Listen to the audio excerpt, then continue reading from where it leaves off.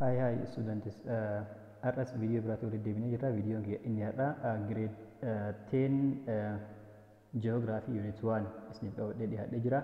Hanga xumura viidiyoo kiyyaatti na wajjin turuun irraanfatina. Akkasumas namoonni chaanal kanaaf haaraa taatan subscribe godhuun irraanfatina. Viidiyoo kana immoo like share godhuudhaan jalqabaa isiniin jedha. Gara viidiyoo adeemna. Unit 1 jalatti kan nuti ilaallu map readingidha. Kaartaa dubbisuu isa jedhu ilaalla jechuudha. Kana jalatti ammoo kaartaa maal akka ta'e akkasumas haala kamiin kaartaa direction isaa beekuu dandeenya kanneen kan fakkaatan ni ilaalla. Kanaafuu hanga xumura viidiyoo kiyyaatti na wajjin turuun irraanfatina. Gara viidiyoo. Introduction jalatti maps are graphical representation of Earth's surface.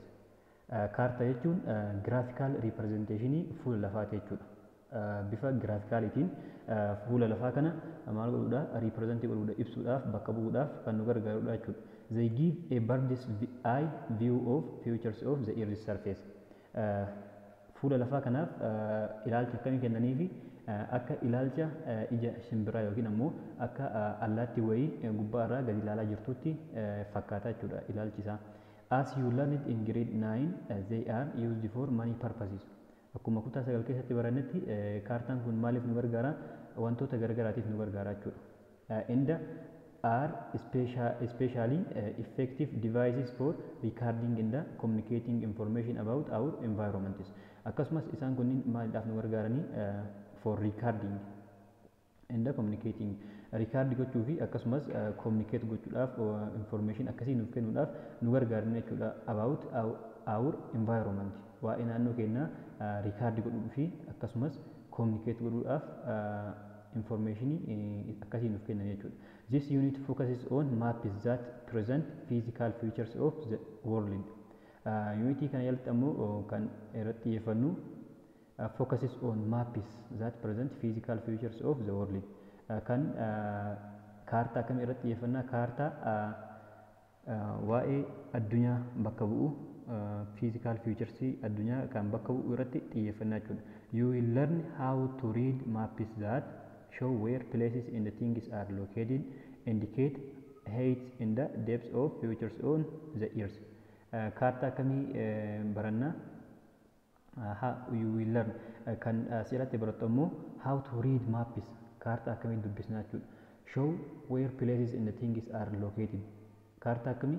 Kaartaa eessatti akka where places and things bakkeewwanii fi wantoonni eessatti akka argaman akkasumas indicate heights and the depths of features on the earth akkasumas kan maal indicate godhu height fi dheerinaa fi depths yookiin ammoo widths kan mul'isu fuula lafaa irratti isa kana kan akkamitti dubbisa isa jedhu barannaa jechuudha.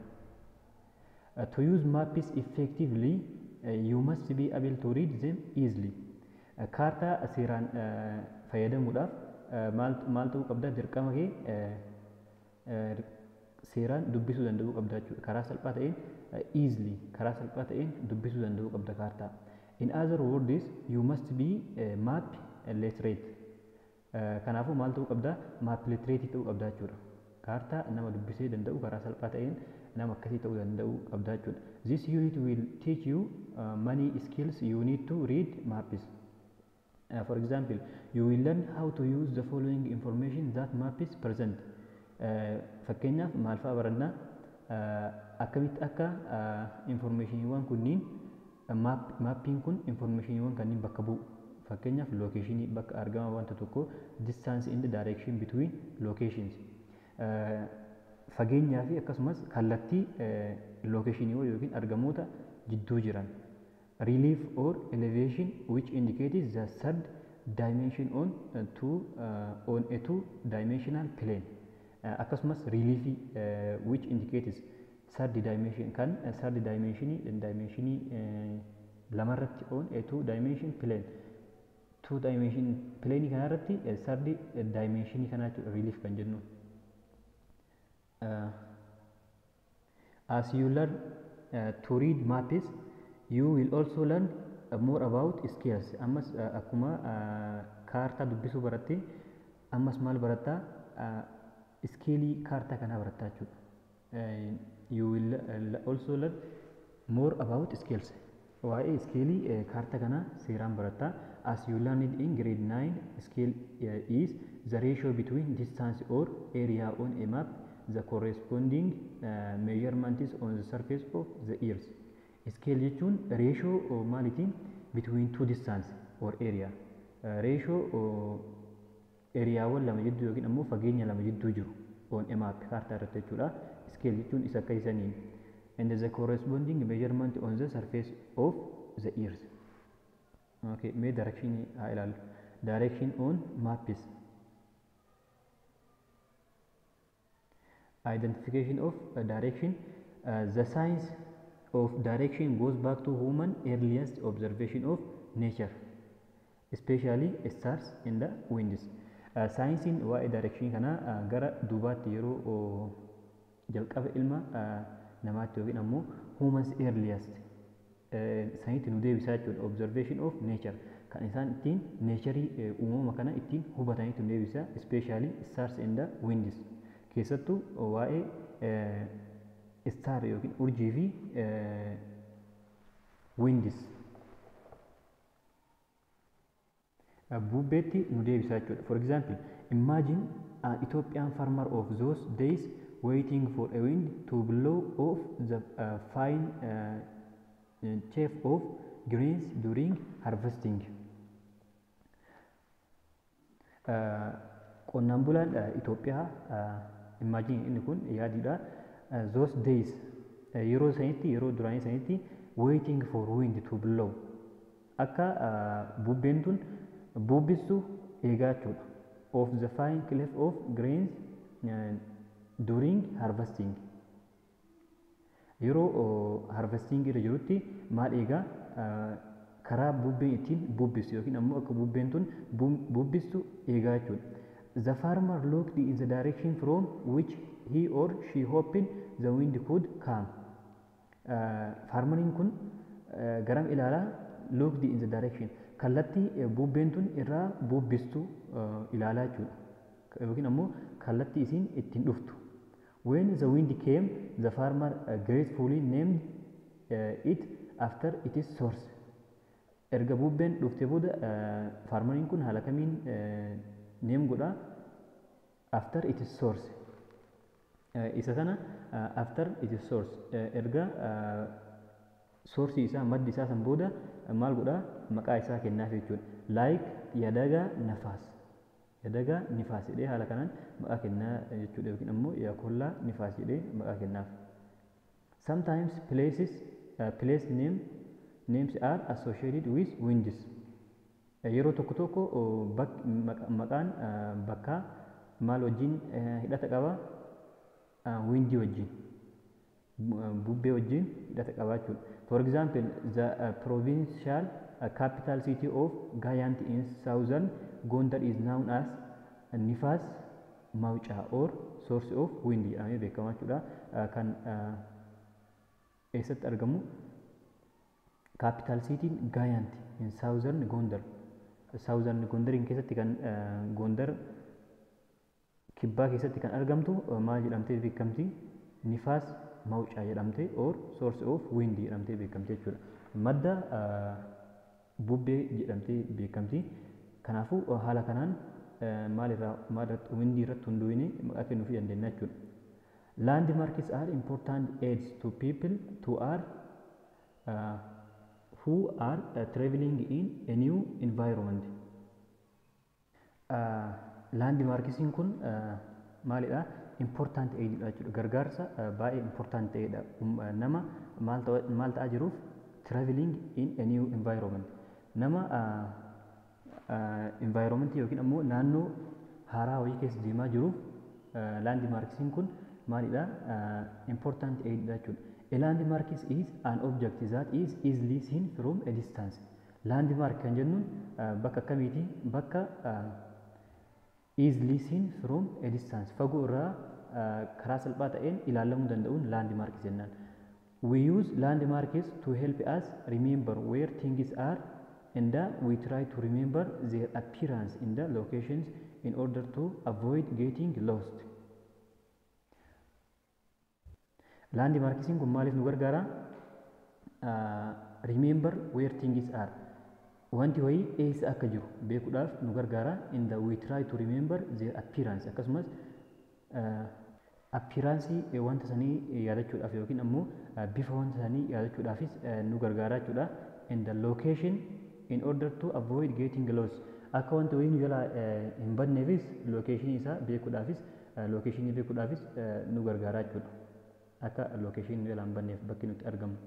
When we travel in familiar surrounding, we often relate to landmarks without being aware that we are doing so.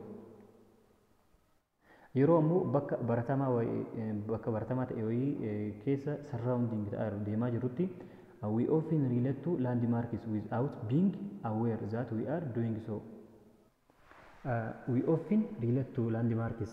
Landmarks kanatti maal taana relate taane without being aware that we are doing so. Isoo maal hin ta'initti isoo hin beekinitti what we are doing so. Maal akka dalagaa jirru isoo hin beekinitti maal taana deemuu dandeenya jechuudha. Yeroo bakka beeknu yoo taate maalitti relate ta'uudhaan landmarks kanatti relate ta'uudhaan. But when we are in a new or not well known area garuu ammoo yoo bakka haarawaa ta'e wayiitti yookiin ammoo bakka hin beekamne wayiitti bakka baay'ee hin beekne wayiitti yoo kan jiraannu taate we make a conclusion conscious effort to notice them. Maal goona we make a conscious effort to notice them. Bakka san beekuudhaaf yaalii goonaa jechuudha, carraaqqii goonaa. We may also use tools such as maps and the compasses to help us find our way around. Akkasumas maal fayyadamna meeshaawwan kanneen akka maappii fi kompaasii kaartaa fi kompaasii fayyadamna jechuudha. To help us find our way around. Karaa beekuudhaaf karaa ittiin deemaa jiru san beekuudhaaf maal fayyadamna maappii fi kompaasii fayyadamna jechuudha. Many of us are familiar with the four cardinal points of the compass: north, east, south, and the west. Hedduun keenya four cardinal kanaaf kallattiiwwan afran kanaan wajjin baay'ee beekna jechuudha. Kallattiiwwan afran kana ni beekna. Of the compass kanneen akka north, east, south fi west kanneen ni beekna jechuudha. There are 32 points of the compass. Ammas kompaasii kanarra maaltu jira 32 pointitu jira jechuudha. Kunniin afurii kunniin beekamaadha. Kanniin maletti ammoo kanniin dabalatee meeqatu jira 32tu jira. But only 16 are used to describe direction. Garuu ammoo 32 keessa 16 qofatu gargaara jechuudha. Direction beekuudhaaf 16 qofatu gargaara. The points midway between the cardinal point are known as northeast or NE bakka buufna southeast etc. Midpointiiwwan kan cardinal kanneen jidduutti argaman fakkeenyaaf north fi east jidduutti north east tu argama, south fi east jidduutti south east tu argama, akkasumas kanneen kana fakkaatantu argama jechuudha. The other north east NNE kan jennuun east north east etc related to further subdivision. Akkasumas isaan kunniinis divisionii biraati jechuudha dabalataati. Akkuma argaa jirru kanatti clockwise kallattii sa'aatiin itti deemtu kanaan yeroo deemnutti north fi east jidduu maaltu jira? North east ni jira, akkasumas north east ni jira, akkasumas east north east ni jira jechuudha. Akkanatti kanneen meeqa jira yeroo tokko nutti meeqa jira? 16tu jira jechuudha. Kanaafuu 16 kanneen fayyadamna jechuudha. Akkasumas digriidha yeroo ilaalutti northiin jalqaba waan ta'eef yeroo kamiyyuu inni kun yeroo kan jalqabaati, kallattii jalqabaati 0 digrii irratti argama. Akkasumas inni kun ammoo eastiin ammoo isarraa meeqa irratti argama? Digrii 90 irratti argama. Kan itti aanu ammoo 180 irratti argama. Westiin ammoo 270 jechuudha. Haala kanaan ilaaluu dandeenya. Compasses are marked with degrees as well as with the direction point we described earlier. Compassiin maal irratti markii ta'a? Degree irratti jechuudha. Degree irratti as well as with the direction point we described earlier. Directioniiwwan jalqaba irratti ibsine sanniin irratti xiyyeeffatuudhaan inni kun digriidhaan ibsamaa jechuudha. As shown in figure 1.1 figarii kana irratti akkuma ibsamutti the degrees start at the north from 0 degree. North irratti yookiin ammoo kallattii kaabaa irratti digrii meeqa 0 irratti argamaa jechuudha. And the increase in the clockwise direction. Kallattii kamitti increase isaa deema? Kallattii sa'aatiin itti deemtutti. The direction point is coincide with degree points. Directioniin pointii kana maal wajjin coincide ta'a? Degree wajjin. For example, 0 degree coincides with north. 0 degree kun maal wajjin coincide ta'a? 0 degree yeroo kamiyyuu maaliidhaaf dhaabbata? Northiidhaaf jechuudha. Kallattii yeroo ibsinutti. 180 ammoo southidhaafi. You can express direction more precisely in degrees than in direction points. Direction wanta tokko maal ibsuu dandeetta? Digriidhaan caalatti ibsuu dandeetta jechuudha. Maal caala? Direction point sanniin fayyadamuun caalatti north east isa jennee fayyadamnu kanniin caala maal fayyadamuu dandeenya? Digrii fayyadamuu dandeenya jechuudha.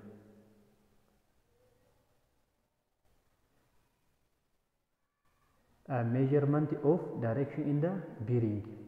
In order to determine directions from one place to another out in the field or on a map, we must first select or identify one direction from which we can identify in the measure other direction. Direction bakka wayii beekuudhaaf kaartaa irratti ta'uu danda'a yookiin ammoo fiildii irratti haala kamiin beekna? Jalqaba irratti we must first select or identify one direction. Kallattii tokko identify goonaa jechuudha, adda baafannaa from which we can identify in the measure other direction. Kan biraa safaruudhaaf tokko beekuu qabnaa jechuudha. Jalqaba irratti directionii wayii beekuu qabnaa, san booda sanirraa kaanee kan biraa measure goonaa jechuudha. This basic direction we call the cardinal direction. Basic direction kana maal jennee waamna? Cardinal direction jennee waamna jechuudha. The cardinal direction could be any one, but at present internationally we use north. Cardinal direction kun any one kanneen afran sanniin keessaa kan fedhe ta'uu danda'a, garuu ammoo ammatti international akka waliigalaatti kan walitti fayyadamnu we use north fayyadamna jechuudha. North kallattii kaabaa fayyadamna as the cardinal direction. Cardinal direction itti maal fayyadamna? North kana fayyadamna jechuudha. In the measure all other bearings from this one. Kaaniin direction kaaniin kan hafan hunda isaaniitu north kanarra kaanii safarraa jechuudha. When printing a map, we usually arrange the cardinal direction so that is point to the top of the map. Yeroo kaartaa kaafnutti maal goona? Cardinal direction kennaaf jechuudha. Cardinal direction sun maalidha? Top of the map irra jira jechuudha. Top of the map. Kallattii gubbaa kaartaa irratti kan argamu santu maal jedhama? Cardinal direction jedhama. Innis north jechuudha. Before doing any measurements of direction, make sure that you know where true north is. So measurement direction wayii safariin duratti maal godhuu qabna? Kallattiin sirriin kan north kun eessa isa jedhu sure ta'uu qabna jechuudha. Directions from one point to another or the bearing of one point from another can be given using two different sets of units. Direction wayii point tokkorraa isa gara biraatti beekuudhaaf maal fayyadamna? Using two different sets of units. Unitiiwwan lama fayyadamna jechuudha. The traditional system uses the cardinal compass point north. Inni jalqaba maalidha? Traditional systemidha. Inni lammaffaa ammoo modernidha jechuudha. Traditional fi kan aadaatii fi kan ammayyaa fayyadamna. Mee traditionaliin maal fayyadamna? The traditional system uses the cardinal compass point north, east, south, west in the subdivision of them. Traditionaliin kun maal fayyadamna? Cardinal compass fayyadamna jechuudha. Kanneen akka north poointii irratti koompaas poointii irratti kaardinaaliiwwan jiran kanneen akka noorzii, iistii, saawuzii, weestii fi sab diviizhinii isaanii kanneen fayyadamnaa jechuudha as tiraadishinaal akka tiraadishinaaliitti. Lammaffaan ammoo moodarniidhaafuu kan ammayyaatiif maal fayyadamna. And the more accurate method gives the direction in degrees in the fractions of degrees clockwise from north. Moodarniin kun baay'ee kan accurate ta'edha jechuudha. Inni kun baay'ee sirriidha. Method gives the direction in degrees. Inni kun mala akkamiiti directionii kan degree nuuf kennudha jechuudha. In the fractions of degrees clockwise. Gara kallattii kamitti? Gara kallattii sa'aatiin itti deemtutti from north, kallattiin north irraa jechuudha. Inni kun kanaafuu digriidhaan eessarraa kaanee noorzii irraa kaanee gara kallattii sa'aatiitti fayyadamnaa jechuudha isa kana. The relationship between the two ways of giving direction is shown in figure 1.1.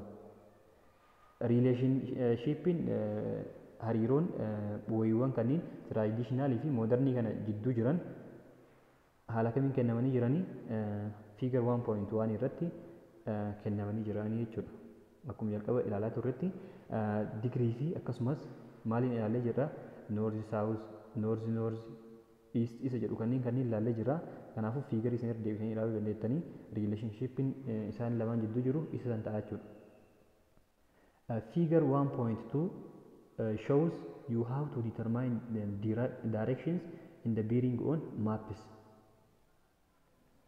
The procedure mee isa kana ilaalu jalqaba irratti figure 1.2 kana ilaalu haala kamiin akka directionii fi bearingii kaartaa irratti barbaannu nutti ibsa waan ta'eef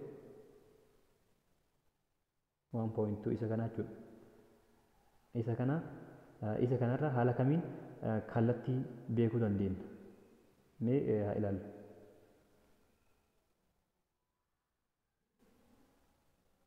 Maloota kanneen fayyadamna. Jalqaba irratti to find the direction from point A to point B on the map. Maappii isin irratti direction A irraa B beekuudhaaf from point A to B to point B A irraa gara B tti beekuudhaaf jalqaba irratti maal fayyadamna? Draw a line with a pencil joining points A and B on the map. Jalqaba irratti maal goota? Maappii isin irratti peensilii fayyadamuudhaan irsaasii fayyadamuudhaan kan joining godhu point A fi B kana kan join godhu kan wal qabsiisu kaasaa jechuudha. Laayinii akkuma argaa jiru kanatti haala kamiin kaasee jira? Diimaa kana fayyadamuudhaan A irraa B tti kaasee jira jechuudha. B irraa gara A tti kaafannaa jalqaba irratti hin jiru jechuudha. Inni sun osoo hin jiraatiin duratti maal goona? A fi B kana jidduu sarara join godhu isaan lamaan kana wal qunnamsiisu kaafannaa jechuudha jalqaba irratti. Lammaffaa irratti ammoo through the point from which the bearing is required draw a pencil line parallel to true north as indicated by the meridians or the arrow indicating true north. Pointii bearingiin kun itti argamu kanarraa maal goona? Draw pencil line parallel. Laayinii paaraalii ta'e wayii kaafnaa jechuudha. To true north. True north wajjin noorzii dhugaa wajjin kan paaraalii ta'e kaafannaa as indicated by the meridians or the arrow indicating true north. Sarara maaliiti? Inni kun ammoo kan indicate ta'edha. Sarara meridiyaaniiti yookiin ammoo xiyya true north kana ibsu kanaan kan wal fakkaataa ta'e kaafannaa jechuudha. Sadaffaa irratti ammoo using these two lines laayiniiwwan lamaan kanneen fayyadamne set your protectors so that its center is in point A and measure the angle between the true north line and the line A to B reading clockwise from north. Laayinii kana lamaan fayyadamne maal goona? Protractorii kenna eessa kaanna? Seenterii irra kaannaa jechuudha. Is in point A irra kaanna and measure the angle between the true north line and the line A to B.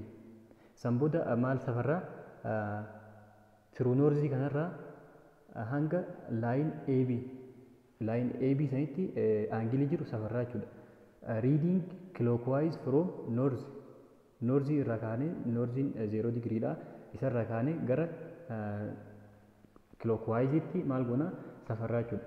Afuraffaa irratti state the bearing either in compass direction or degrees clockwise from north.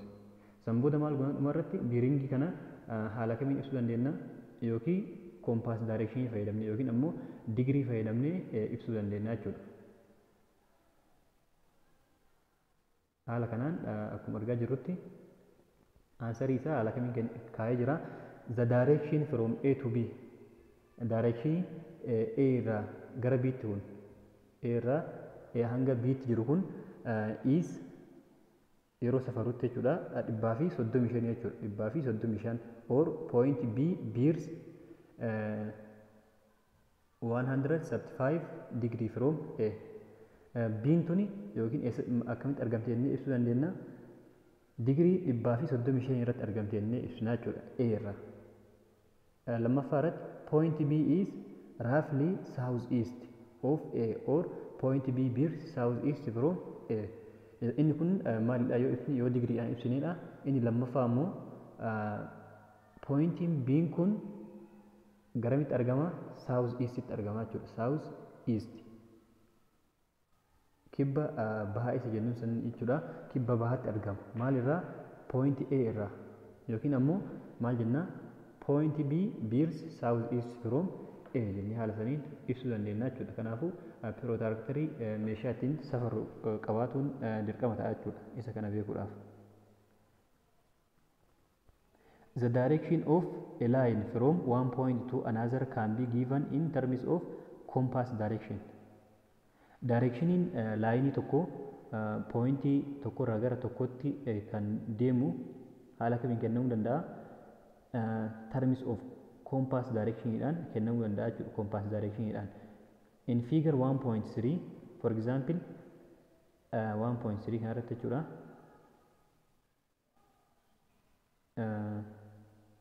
B lays north east of A. B'n eessatti argama? North east. Kaaba baha A'tti argama jennee ibsinaa jechuudha. Kaaba A'tti. Maaltu B'n kun A irraa. Akkuma ilaalaa jirrutti A'n as jira, B'n as jira. Kanaafuu haala kanaa yoo kan kaasu taate inni kun maalidha? Eastidha. Kanaafuu jidduu maalitti argama? North fi Eastitti argama jechuudha. Haala saniin ibsuu dandeenya.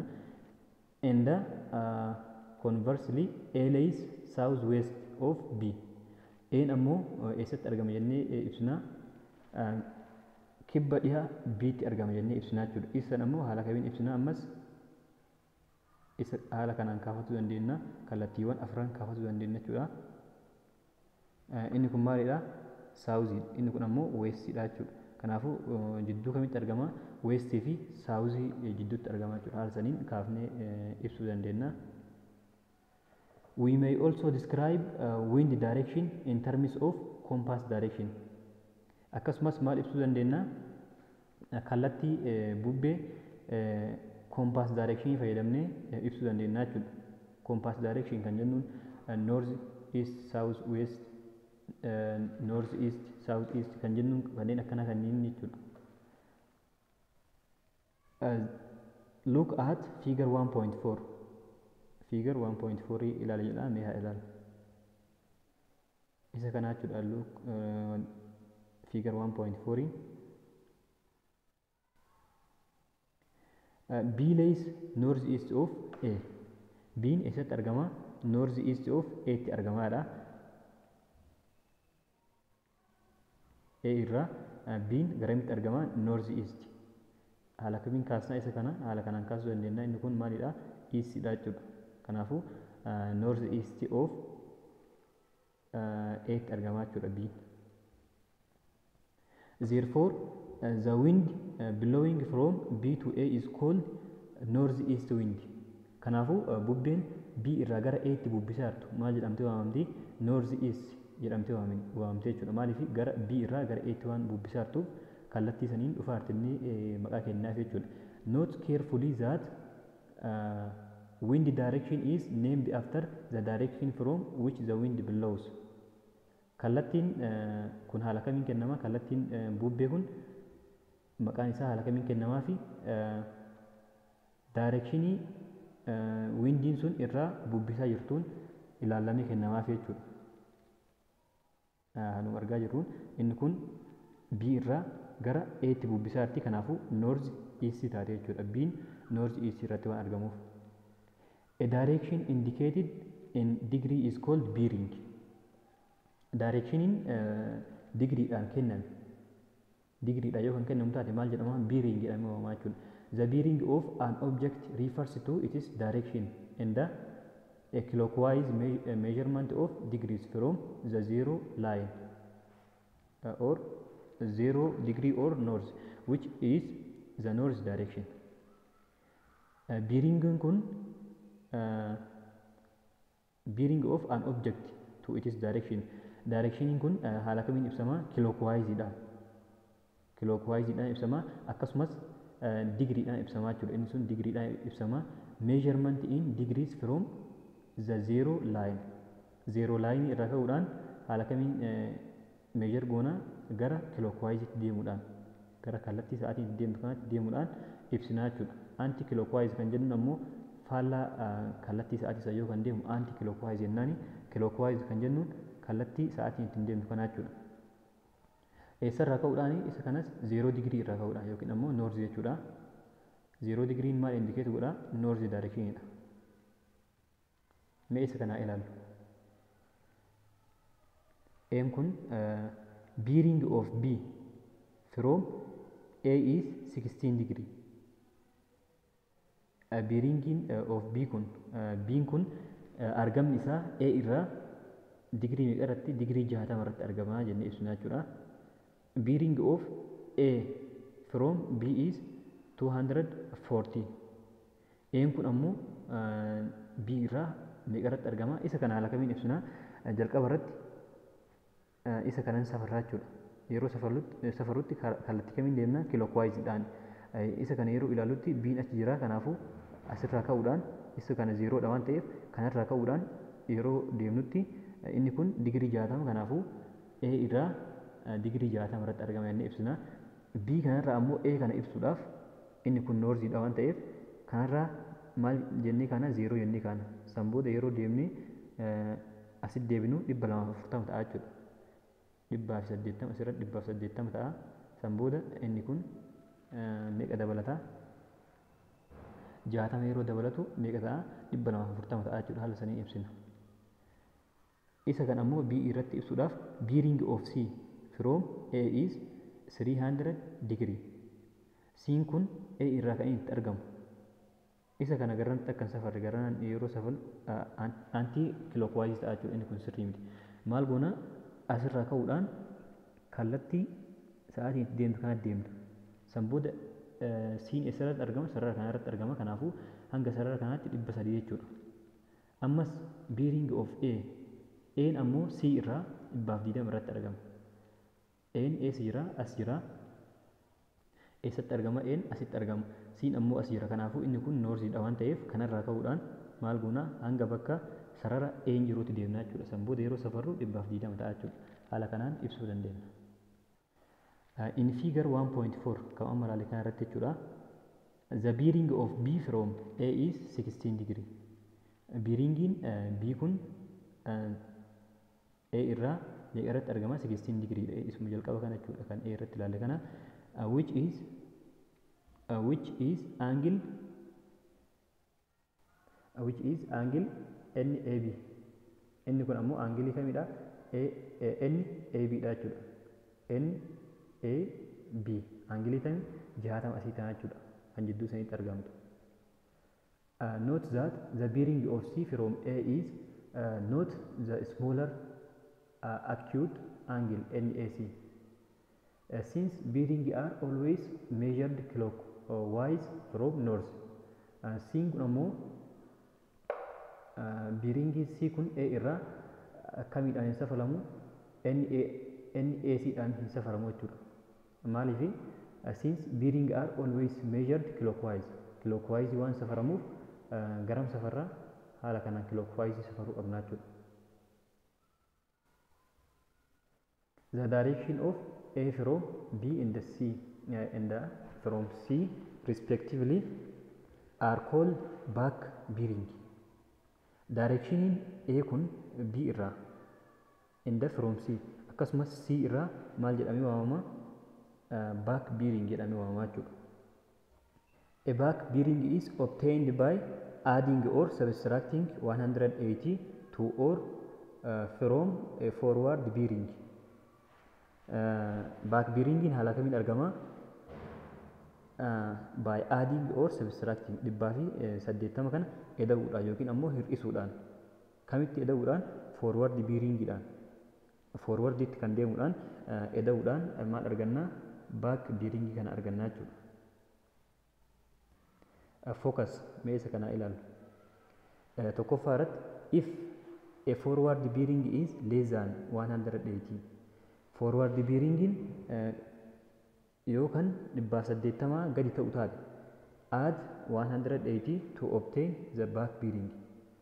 Back bearing argatuudhaaf maal goonaan 180 itti daballaa jechuudha. If forward bearing is more than 180. Forward bearingin yoo 180 ol ta'e ammoo maal goonaan 180 kana irraa hir'isnaa jechuudha. To obtain the back bearing. Forward kanarraa maal goonaa 180 kana hir'isnee back bearing argannaa jechuudha. Isa kana haala kamiin edaaname haa ilaallu. Inni kun forward meeqa? 60. Kanaafuu maalidha? Less than 118. 180 gadi waan ta'eef maal goonaa 180 itti edaana isa kan argatuudhaaf. Isa kan argatuudhaaf. Sanboota yeroo itti edaanu meeqa ta'a? 60. 60 eda'u 180 meeqa ta'a? 240 kan ta'a jechuudha. Kanaafuu maal argannee jirra? 240 argannee jirra. Inni kunis maalidha? Forwardiin kun 120. Kanaafuu 180 gadi. Kanaafuu maal goona ammas 180 edaana jechuudha. 120 eda'u 180 meeqa ta'a? 300 ta'a jechuudha. Kanaafuu haala kanaan argachuu dandeenya jechuudha. Barnoota keenya kan guyyaa irraa haala kanaan xumurree jirra. Yeroo itti aanu immoo position on map isa jedhu ilaalla jechuudha. Position on map isa jedhu ilaalla. Kanaafuu xumura irratti viidiyoo kana yoo jalqaba like godhin hin irraanfatin akkasumas chaanala kana subscribe yoo hin godhin subscribe godhaa isin jedha. Viidiyoo kana namoota hiriyoota keessaniif share godhuu hin irraanfatinaa. Hanga viidiyoo biraatti walitti deebinutti bye.